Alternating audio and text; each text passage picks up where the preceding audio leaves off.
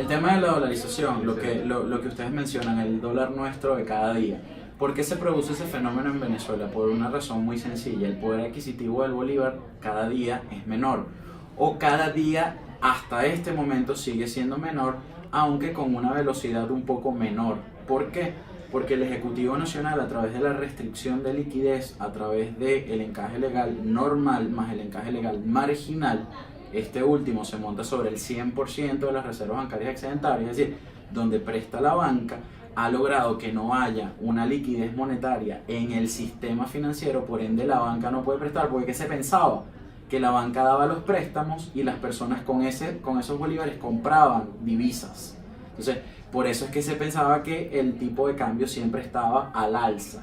Aunque en los últimos meses, desde finales del año pasado, pero comenzando enero del 2019, el dólar DICOM, cuando deciden de alguna manera liberarlo, comienza a superar al tipo de cambio alternativo que las personas del Ejecutivo Nacional comenzaron a denominar como el dólar criminal. Ahora bien, ¿qué pasa? Regresamos. Cuando el primer apagón en Venezuela, que duró alrededor de unos 6 a 7 días, todos nos dimos cuenta que nadie quería bolívares. ¿Por qué? Porque no habían transacciones. ¿Y qué le da valor ciertamente a una moneda? Su capacidad de ser transada. Entre tantas cosas, ser unidad de cuenta, unidad de valor y su capacidad de ser transados o trazabilidad o transabilidad. Por ende, en esos días el bolívar no existió y solo te aceptaban, ¿qué te aceptaban? En todos lados, hasta en un transporte público, dólares. Pero hay una particularidad que hay que ver en Venezuela y que creo que muy pocas personas han volteado a hacerlo.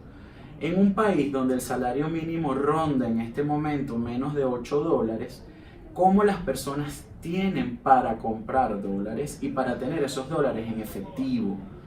Ciertamente algunas empresas transnacionales e incluso empresas nacionales, algunas muy pocas, para retener el talento pagan uno que otro bono en divisas.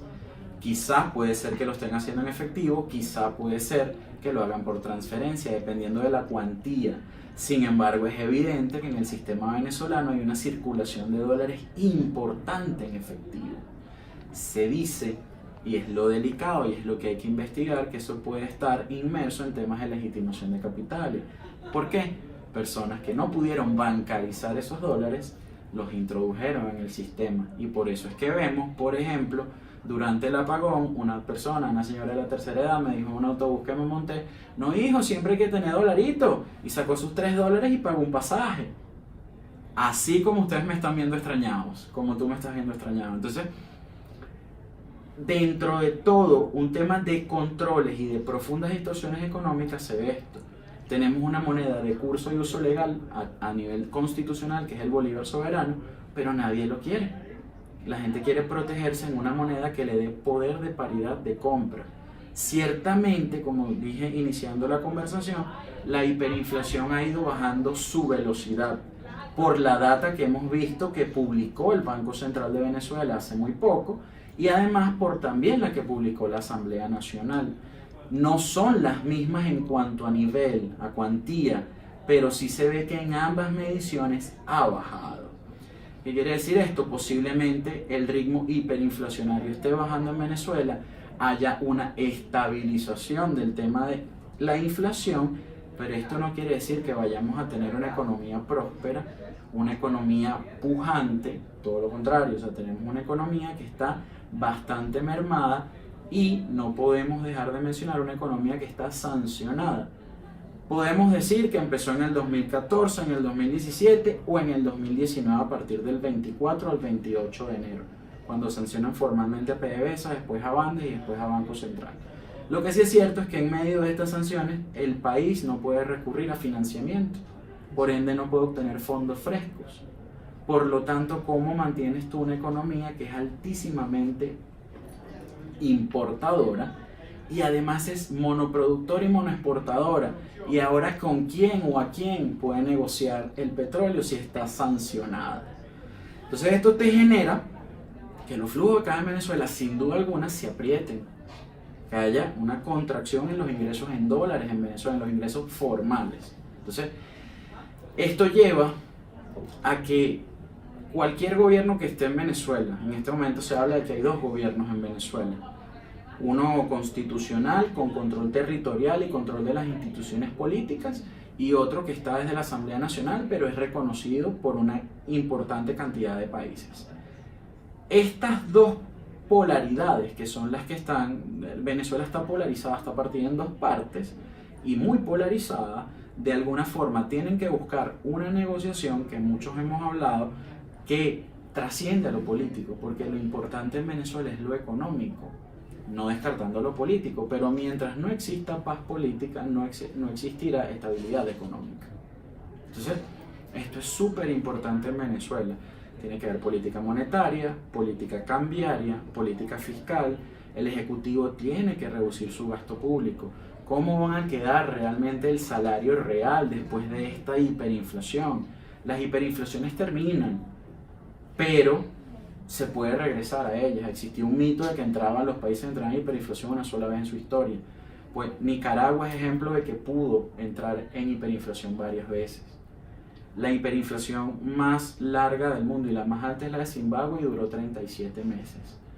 El detalle está en que cuando sale la hiperinflación, cuán devastado queda el tejido social y el tejido económico. En Venezuela, uno de los detalles importantes es que no tiene un aparato productivo en marcha, está todo desmontado, y cuánto te costará en tiempo, esfuerzo, inversión de capital, etcétera, reestructurar, reactivar ese aparato productivo. Para eso tienes que tener un plan, tienes que tener un plan económico. Muchos hablan de la dolarización en Venezuela. De facto estamos dolarizados, como lo hemos conversado, pero el llevar el dólar como moneda en Venezuela, como moneda de curso y uso legal, como pasa en Panamá, como pasa en Ecuador, también tienes que emprender reformas, tienes que tener disciplina fiscal, es decir, no puedes gastar más de lo que te ingresa. Eso es una economía deficitaria, y generalmente las economías en Latinoamérica y en el mundo son deficitarias porque los estados tienen una razón de ser, no son estados empresarios, son estados bajo la filosofía del estado del bienestar, es decir, tú cubres las necesidades básicas de tu ciudadano: salud, alimentación, seguridad, educación, etc. Pero al final de esta historia, Venezuela, con un modelo rentista petrolero, que creo que es lo único, una de las pocas cosas que se puede rescatar del discurso del presidente Maduro, el modelo rentista petrolero hay que eliminarlo. Pero eso es algo que trasciende más allá de lo económico. Eso comienza en el tema de la formación, la educación financiera. Y en Venezuela carecemos de ello, carecemos de cultura financiera, de cultura bursátil. Aquí tenemos muchos falsos paradigmas, y es por eso que personas como yo, tan jóvenes como yo, o más jóvenes que yo, o quizás un poco de edad más avanzada, estamos como que juntándonos, quizás con esfuerzos cada uno por sus lados, pero estamos haciendo esfuerzos que van sumando y van colocando un granito de arena, y las personas ya se están enterando que hay mucho más allá. Hay vida más allá del dólar en Venezuela. Hay una bolsa de valores en Caracas que tiene más de 70 años, tiene 72 años y medio negociando. Hay 28 empresas bajo esta situación país. Entonces, hay muchas interrogantes en Venezuela. ¿Cuánto tiempo podemos durar sancionados? Nadie lo sabe. ¿Cómo vivir en una economía sancionada? Pues bueno, hoy escuchábamos casualmente a un gran amigo, docente, maestro, y me considero un discípulo, Francisco Rodríguez, que nos dijo que el tema de Venezuela se está jugando en un tablero multipolar, en un tablero supranacional. Él habla de que esto se tiene que resolver en el Consejo de Seguridad de las Naciones Unidas, donde China, Rusia, Estados Unidos, Europa tienen que hablar el tema de Venezuela, y que allí se puede construir un plan de protección de activos, es decir, para que Venezuela no le sean embargados sus activos por la deuda que ya tiene Venezuela. Recordemos que Venezuela tiene varios bonos ya vencidos. O sea, la situación económica de Venezuela a lo interno y a lo externo es extremadamente complicada.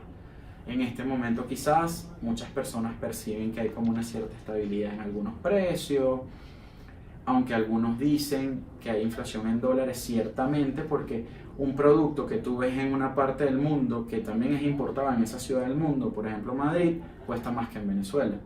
Entonces ahí ya tú ves algunos componentes especulativos o algunas de las otras tantas situaciones que tiene la economía venezolana, pegan ese precio en dólares, entonces Venezuela se convierte, dólar versus dólar, en una de las ciudades más caras del mundo, pero con la menor calidad de vida del mundo también. Entonces, la dolarización, el tema de la dolarización es muy preocupante también, porque cuando tú asumes el dólar como tu moneda nacional, tú pierdes la política monetaria.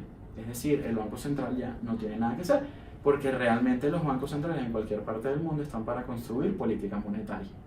Es decir, ¿qué es la política monetaria? Bueno, las tasas de interés, el encaje legal, también la política cambiaria, todos esos indicadores macroeconómicos, cómo está la liquidez monetaria, cómo controlar la liquidez monetaria. La liquidez monetaria es todo el dinero que circula en un sistema. ¿Qué pasa con la base monetaria, que es todo lo que está en el sistema? En Venezuela en este momento la liquidez casi más que duplica la base monetaria, es decir, la mitad de la liquidez monetaria no está respaldada por nada. Entonces, reservas políticas también en tanto y en cuanto a las reservas internacionales. O sea, vemos la importancia de un banco central, que tiene que ver también con la política cambiaria. Entonces, la dolarización, Venezuela, muchos expertos, sí, vamos a dolarizar, pero el problema sigue siendo el mismo, o el de fondo sigue siendo el mismo. Si somos una economía que solo produce una cosa y la exporta, en este caso un commodity, por ende un commodity, una materia prima altísimamente volátil, que depende de muchísimos factores geopolíticos, geoestratégicos, geoeconómicos, ¿cómo haces tú para atar tu economía a eso? La economía venezolana es altísimamente volátil por muchas razones, pero las dos principales: tus ingresos están atados al petróleo, al precio del petróleo, un commodity o materia prima. Y en segundo, tus reservas internacionales, en un 94.74% hasta la última vez que lo vimos, son tus reservas internacionales que están en oro, que el oro es otro commodity, que tiene una relación inversamente proporcional. Cuando el oro sube, baja el petróleo. Entonces, fíjate todo el hilo conductor o una línea de tiempo que tiene Venezuela, que pareciera que ninguna de las dos tendencias políticas que están en pugna por el poder como que tiene un hilo conductor sobre ella, o una política de Estado con base en ella. O sea, hay muchas personas que dicen, y efectivamente parece que es así, que no existe un plan económico en Venezuela, macroeconómico, pero cuando te volteas a ver el plan país también te das cuenta que hay ciertas carencias. Entonces, por eso es que digo que en Venezuela, más que una negociación política, que es muy necesaria, tiene que haber una gran concertación y una gran negociación económica.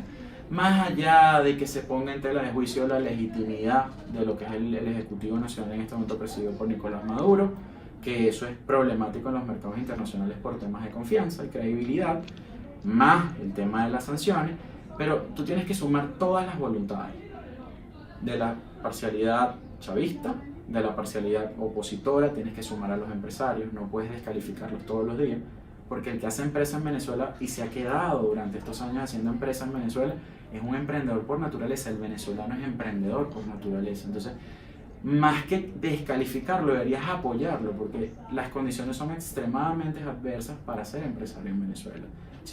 En la mayoría de los casos tienes costos dolarizados y tus ingresos son en bolívares. Entonces ahí ya tienes un descalce brutal en esto del dólar nuestro de cada día. O sea, tienes gastos en dólares, pero tienes ingresos en bolívares. ¿Cómo retienes a tu personal? Ahora pasando ya quizás un poco más a lo micro, ¿cómo haces para que tu capital humano, que gastas tiempo, inviertes dinero en formarlos, no se te vaya? Y no se te vaya porque quieran irse, sino que se te van por condiciones país. Entonces, es un tema que va desde lo macro hasta lo micro, y hay que abordarlo de manera integral. Y siento en lo particular que en Venezuela no se está, bueno, yo creo que es más que obvio que no se está haciendo, pero tampoco en las propuestas que escuchamos se está haciendo.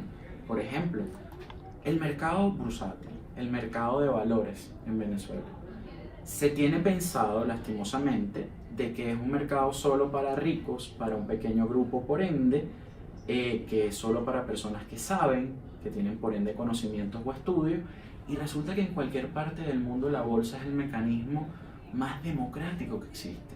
Cualquier persona puede invertir en bolsa, hasta en China y en Vietnam pasa. En Venezuela también sucede, pero no existe la cultura bursátil. Cuando hablamos de la bolsa, los que hablamos de la bolsa, la gente se ríe, dice que somos comeflor, que estamos buscando negocios, etc. Pero cuando ven los rendimientos, incluso bajo esta situación hiperinflacionaria y con un tipo de cambio desbocado, las personas se han dado cuenta que comprando acciones tienen mejores rendimientos y han protegido su capital, han protegido esos bolívares que tanto les cuesta ganarse. Y no es que hay que tener grandes cantidades de dinero para invertir, se puede invertir desde 4.88 bolívares. Caraota Digital, directo al grano.